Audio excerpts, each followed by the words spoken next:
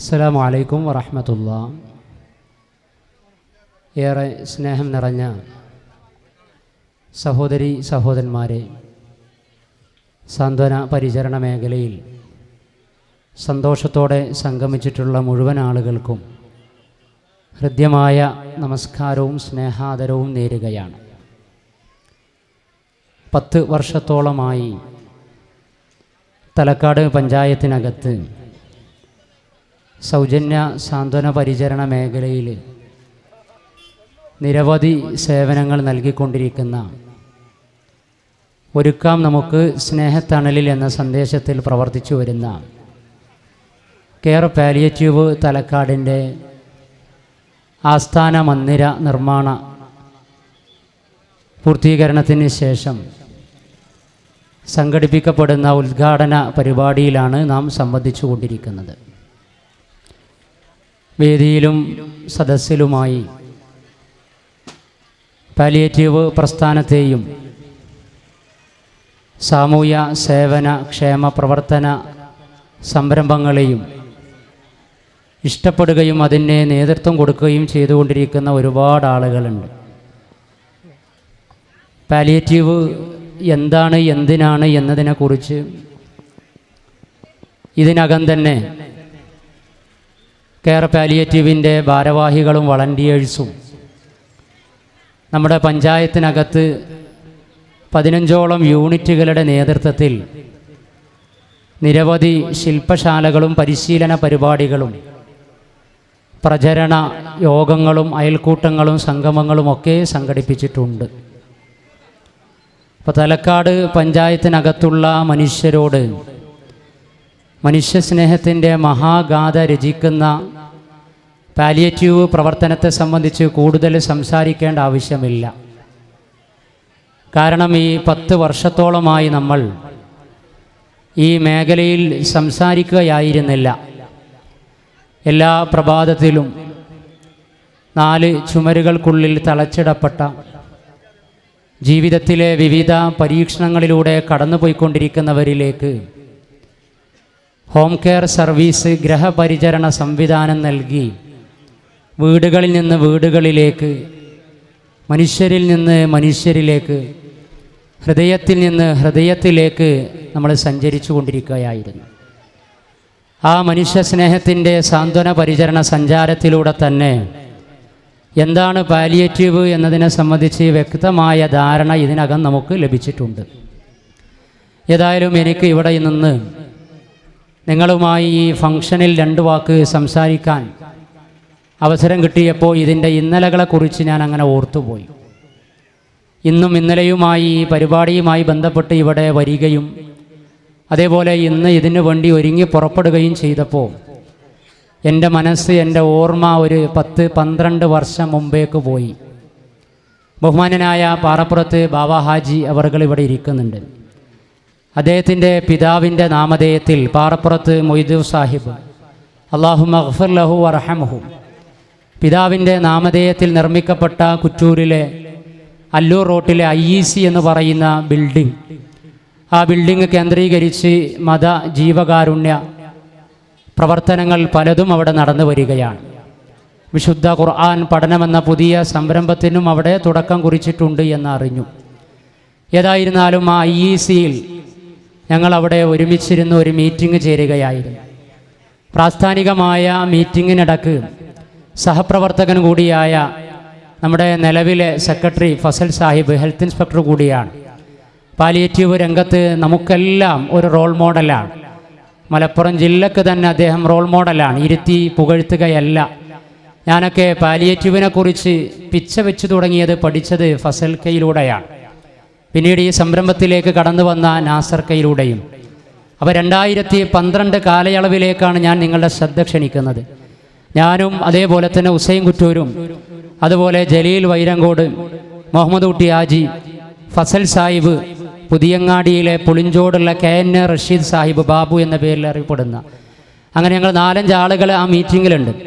അവിടേക്കാണ് ഫസൽക്ക വന്നതും മറ്റുള്ള പല കാര്യങ്ങളും ചർച്ച ചെയ്യുന്നതിനിടക്ക് എന്തുകൊണ്ട് നമുക്കൊരു പാലിയേറ്റീവ് തുടങ്ങിക്കൂടാ എന്ന ഒരു അജണ്ട, ഒരു ചിന്ത, ഒരു തോട്ട് പങ്കുവെക്കുകയാണ്. ഫസൽക്കയാണെങ്കിൽ അന്ന് തിരൂർ കാരുണ്യ പാലിയേറ്റീവിൻ്റെ സജീവ പ്രവർത്തകനാണ്. അപ്പോൾ അത് നമുക്കറിയാം. അപ്പോൾ പാലിയേറ്റീവിനെ കുറിച്ച് പ്രാഥമികമായ ധാരണയാണുള്ളത്. അപ്പോൾ ഫസൽക്കയോട് ചോദിച്ചു എന്താണ് നമ്മൾ അതിനു വേണ്ടി ചെയ്യേണ്ടത് എന്ന്. അപ്പോൾ അദ്ദേഹം പറഞ്ഞു ഒരു പരിശീലന പരിപാടി നമ്മൾ സംഘടിപ്പിക്കണമെന്ന്. നമ്മൾ വിളിച്ചാൽ വരുന്ന പ്രവർത്തകരെയും ഒരുമിച്ച് കൂട്ടി പുരുഷന്മാരെയും സ്ത്രീകളെയും ഒക്കെയുള്ള ഒരു സദസ്സ് സംഘടിപ്പിച്ചുകൊണ്ട് പാലിയേറ്റീവിനെ കുറിച്ചുള്ളൊരു അവയർനെസ് കൊടുക്കണമെന്ന് പറഞ്ഞു. അങ്ങനെ IEC-യിൽ വെച്ച് അങ്ങനെ ഒരു പ്രോഗ്രാം സംഘടിപ്പിച്ചു.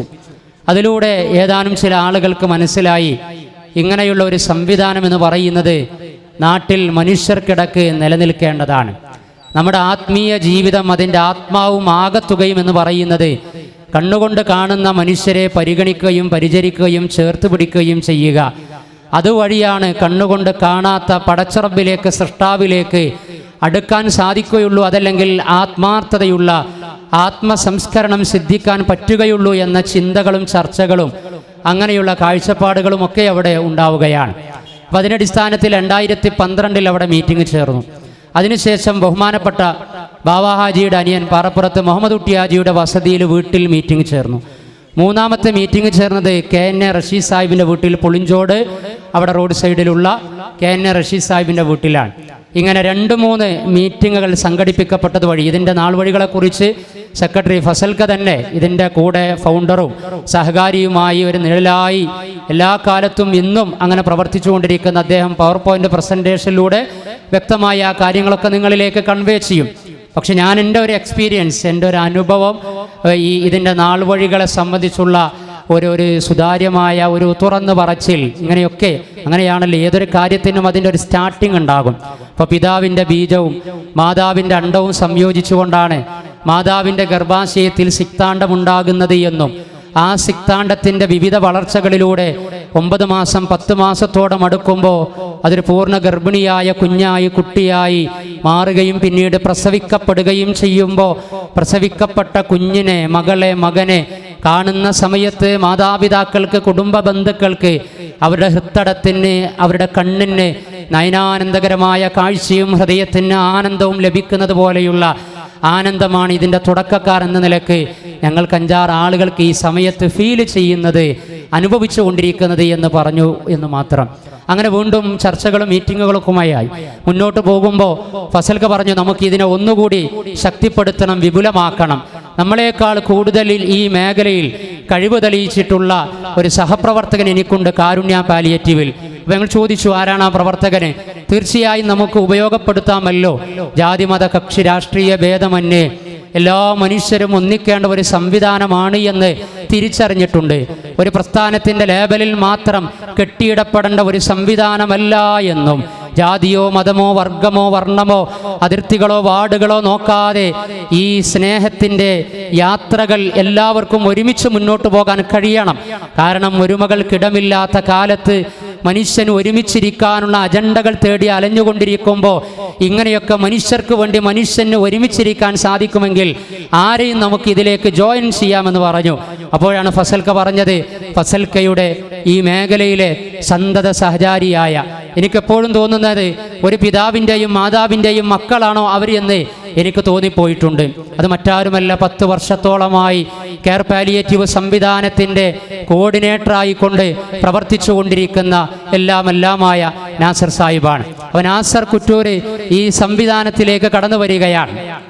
അങ്ങനെ കടന്നു വന്നതിന് ശേഷം 2014 നിങ്ങൾക്ക് സ്ക്രീനിൽ അത് കാണാവുന്നതാണ്. 2014 എന്നാണ് എൻ്റെ ഓർമ്മ ഒഫീഷ്യലായിട്ടുള്ള ലോഞ്ചിങ്. ഈ വേദിയിലിരിക്കുന്ന ബാവാജി, അതേപോലെ തന്നെ ഫൈസൽ എരഞ്ഞിക്കൽ, മറ്റുള്ള പലരുണ്ട്. അതിൻ്റെ പ്രോഗ്രാം നോട്ടീസാണ് നിങ്ങൾ കാണുന്നത്. പുല്ലൂർ അങ്ങാടിയിൽ വെച്ച് ഒഫീഷ്യലായിട്ടുള്ള ലോഞ്ചിങ് പരിപാടി, കെയർ പാലിയേറ്റീവ് സെൻറ്റർ തലക്കാട് പ്രഖ്യാപനവും വാഹന താക്കോൽ ദാനവും എന്ന പ്രോഗ്രാം 2015 ഓഗസ്റ്റ് 28 വെള്ളി 4 മണിക്ക് സംഘടിപ്പിക്കപ്പെടുകയാണ്. അപ്പോൾ ഇത് 2015 അന്നത് നടന്നത് എങ്കിൽ 2025 ഓഗസ്റ്റ് 18 ആകുമ്പോൾ നമ്മുടെ പാലിയേറ്റീവ് 10 വർഷം പൂർത്തിയാകുകയാണ്. ഒരു ദശകം പിന്നിടുന്ന സമയത്ത് പുതിയ കാലത്ത് സാന്ത്വന പരിചരണത്തിൻ്റെ പുതിയ തലങ്ങളിലേക്ക് നമുക്ക് പ്രവേശിക്കാനുണ്ട് എന്നതിൻ്റെ ഉത്തരവും കാഴ്ചകളുമാണ് നമ്മൾ ഈ പാരാവാരങ്ങളിലൂടെയും അതേപോലെ തന്നെ ആ ഒരു കെട്ടിടത്തിലൂടെയും കണ്ടുകൊണ്ടിരിക്കുന്നത്.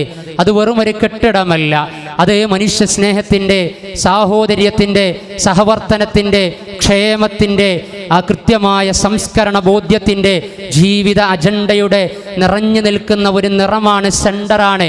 മനുഷ്യൻ്റെ അഭയവും അത്താണിയും ആശ്വാസവുമായി തീരുന്ന വലിയൊരു കേന്ദ്രമായി ഈ 10 വർഷത്തോടടുക്കുന്ന സമയത്ത് അത് മാറാനിരിക്കുകയാണ്. അപ്പോൾ ഞാൻ പറഞ്ഞു വരുന്നത്, നാസർ സാഹിബ് കൂടി ഇതിലേക്ക് ജോയിൻ ചെയ്തതോടുകൂടി പിന്നെ വിപ്ലവാത്മകമായ മുന്നേറ്റം ഈ പാലിയേറ്റീവ് പ്രവർത്തനങ്ങളിൽ ഉണ്ടായിത്തീരുകയാണ്.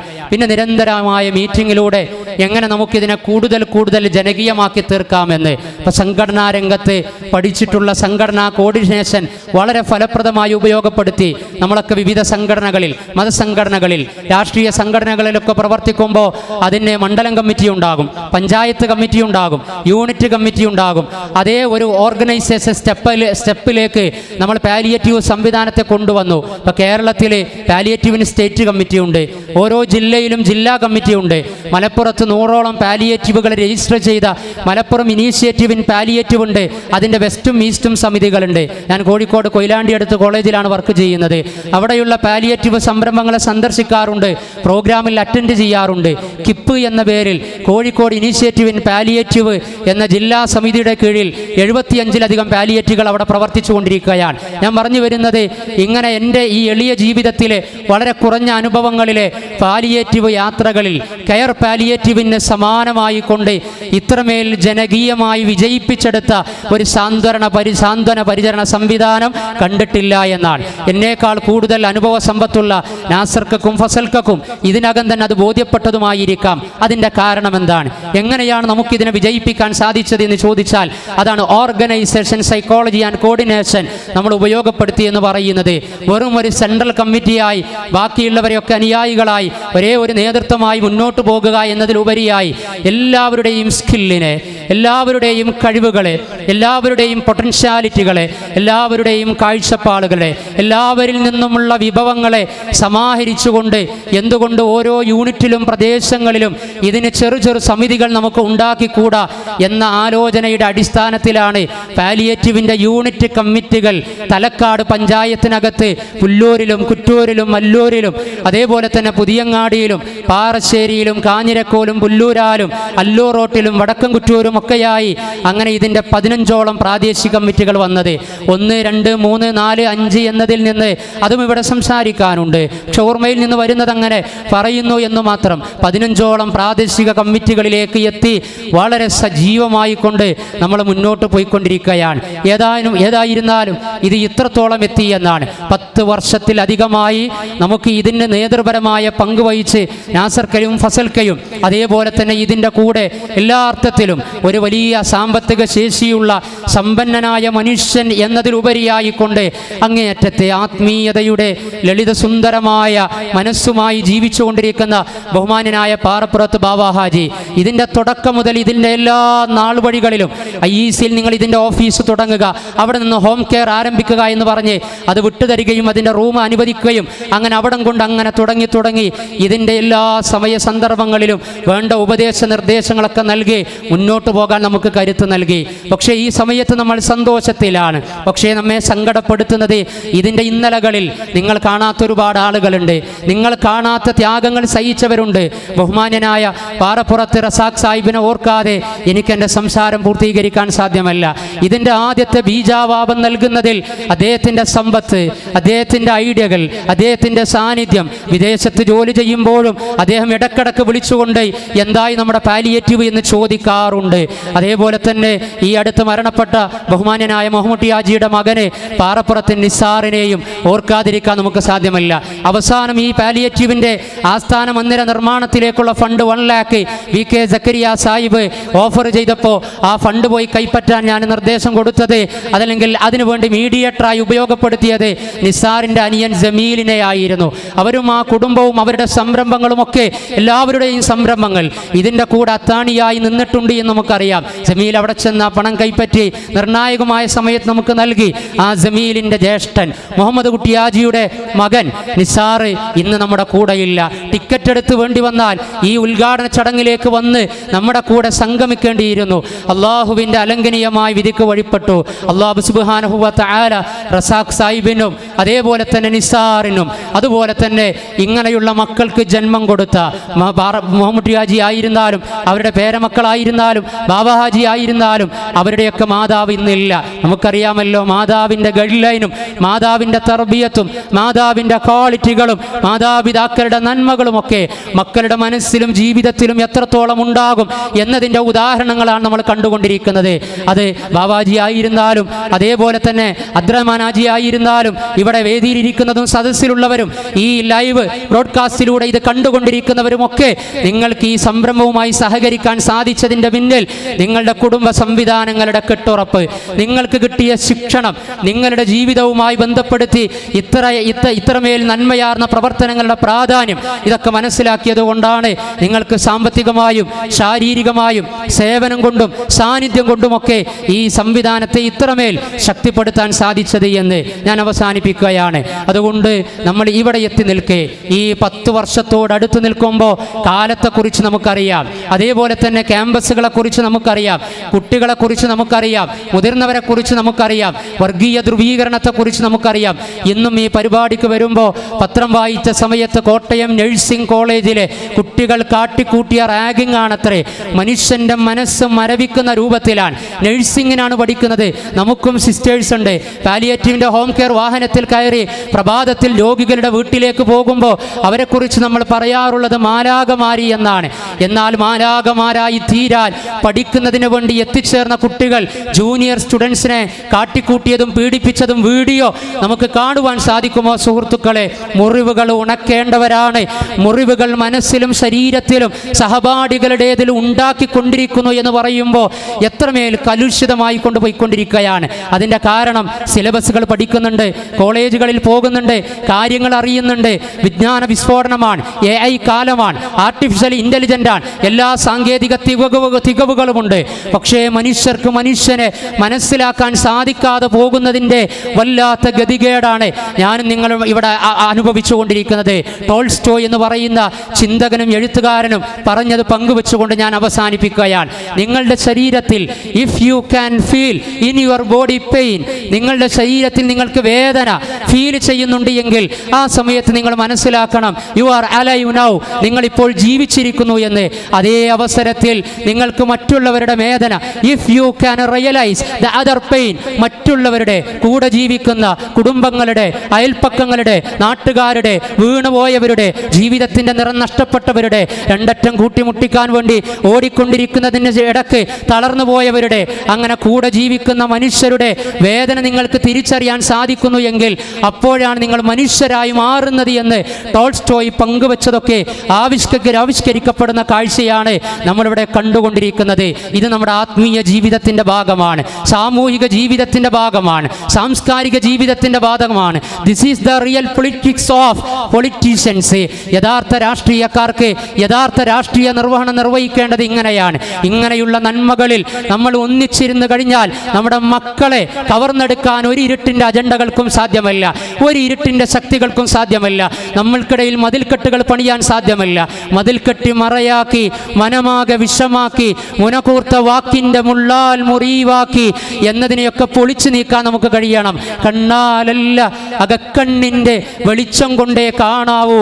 അകക്കണ്ണുകൊണ്ട് കാണുന്ന കുട്ടികളെയും കുടുംബങ്ങളെയും അങ്ങനെയുള്ള തലമുറകളെയും സൃഷ്ടിക്കാൻ കഴിയണം. സൈറ്റ് കൊണ്ട് മാത്രമല്ല, ഇൻസൈറ്റ് കൊണ്ടുകൂടി ചിന്തിക്കാൻ കഴിയണമെന്നാണ്. അകക്കണ്ണുകൊണ്ട് കാണുമ്പോഴാണ് കാഴ്ചകൾ കാഴ്ചപ്പാടുകളായി തീരുന്നത് എന്ന് തീർച്ചയായും തിരിച്ചറിയണമേ എന്ന് സവിനയം ഓർമ്മപ്പെടുത്തിക്കൊണ്ട് ഞാൻ എൻ്റെ വാക്കുകൾ ഉപസംഹരിക്കുന്നു. ഈ പരിപാടിയിൽ സംബന്ധിച്ച മുഴുവൻ ആളുകൾക്കും സ്നേഹത്തിൻ്റെ ഭാഷയിൽ സ്വാഗതം ആശംസിച്ചുകൊണ്ട് സ്നേഹത്തോടുകൂടി ഏവരെയും ഈ പരിപാടിയിലേക്ക്, പാലിയേറ്റീവുമായി ബന്ധപ്പെട്ട ഡിസ്കഷനിലേക്ക്, ഇതിൻ്റെ തുടർന്നുള്ള പ്രവർത്തനങ്ങളിലേക്ക്, റമദാൻ മാസമൊക്കെ ശരീരം കൊണ്ടും സമ്പത്ത് കൊണ്ടും ഇനിയും സംവിധാനത്തെ പുഷ്ടിപ്പെടുത്തണമെന്ന് ഓർമ്മപ്പെടുത്തിക്കൊണ്ട് അങ്ങനെ എന്താണോ നിങ്ങളെ കൊണ്ട് സാധിക്കുക, സാന്നിധ്യമാണെങ്കിൽ അങ്ങനെ, സമ്പത്താണെങ്കിൽ അങ്ങനെ, ഇടപെടലുകളാണെങ്കിൽ അങ്ങനെ, കാഴ്ചപ്പാടുകളാണെങ്കിൽ അങ്ങനെ ഒരു സംവിധാനത്തെ ശക്തിപ്പെടുത്തി മെച്ചപ്പെടുത്താൻ വേണ്ടി നിങ്ങൾ ഇൻവെസ്റ്റ് ചെയ്യുന്ന എന്തും തീർച്ചയായും അത് സാമൂഹിക ഇടങ്ങളിലും സാമൂഹ്യ മാധ്യമങ്ങളിലും നമ്മുടെ കെയർ പാലിയേറ്റീവ് സംവിധാനത്തെ വളർത്താനുള്ളതാണ് എന്ന തിരിച്ചറിവിലേക്ക് നമ്മൾ എത്തിച്ചേരുകയും സർഗാത്മകമായി ഈ സംവിധാനത്തെ മുന്നോട്ട് കൊണ്ടുപോവുകയും മനുഷ്യ സഹജമായ ദൗർബല്യങ്ങൾ ഉണ്ടെങ്കിൽ സ്വാഭാവികമാണ് എന്ന് മനസ്സിലാക്കുകയും ഒരു കുടുംബത്തിൽ 5 മക്കളുണ്ട് എങ്കിൽ 5 മക്കളുടെയും ആത്മീയവും ഐഹികവും അക്കാഡമിക്കുമായ കാര്യങ്ങൾ വ്യത്യസ്തമായതുപോലെ ഒരു സംവിധാനമായി തീരുമ്പോൾ അതിലൊക്കെ വ്യത്യസ്തതകൾ ഉണ്ടാകും, വൈവിധ്യങ്ങളും വൈരുദ്ധ്യങ്ങളും ഉണ്ടാകും. അപ്പോഴൊക്കെ നമ്മുടെ രാജ്യത്തിൻ്റെ സ്ലോഗൻ തന്നെയാണ് ഒരു ബഹുസ്വര സംവിധാനത്തിന് നമ്മൾ ഓർക്കേണ്ടത് യൂണിറ്റി ഇൻ ഡൈവേഴ്സിറ്റി എന്നാണ്, നാനാത്വത്തിൽ ഏകത്വം എന്നാണ്. മനുഷ്യരെ പരിചരിക്കുന്നിടത്ത് നമ്മൾ ഒന്നാണ് എന്ന ഓർമ്മയിലാണ് ഒരു നദിയിലൂടെ ഒഴുകിക്കൊണ്ടിരിക്കുന്ന നദീജലത്തിന് സമാനമായി 2 കരകളെയും ആ 2 കരകളിലുള്ള വേരുകളെയും മരങ്ങളെയും ഒക്കെ തഴുകി തലോടി തണുപ്പിച്ചു പോകുന്നത് പോലെ ഈ പഞ്ചായത്തിനകത്തെ പാവപ്പെട്ട മനുഷ്യരുടെ പ്രയാസങ്ങൾക്ക് അറുതി വരുത്തി അവരെ തഴുകി തലോടി സാന്ത്വനം നൽകിക്കൊണ്ട് നമുക്ക് മുന്നോട്ട് പോകാം. ആ പ്രയാണ യാത്രയിൽ ഈ ആസ്ഥാന മന്ദിരത്തിൻ്റെ ഉദ്ഘാടനവും അനുബന്ധ ചടങ്ങും ഇവിടെ ചർച്ചയ്ക്ക് വിധേയമാകുന്ന ചിന്തകളുമൊക്കെ അർത്ഥപൂർണമായ സന്ദേശങ്ങൾ സമ്മാനിക്കുന്നതായി തീരട്ടെ എന്ന് പങ്കുവച്ചുകൊണ്ട് ഞാൻ എൻ്റെ വാക്കുകൾ ഉപസംഹരിക്കുന്നു. നിങ്ങൾക്കേവർക്കും നന്ദി. ജയ് ഹിന്ദ്. അസ്സലാമു അലൈക്കും.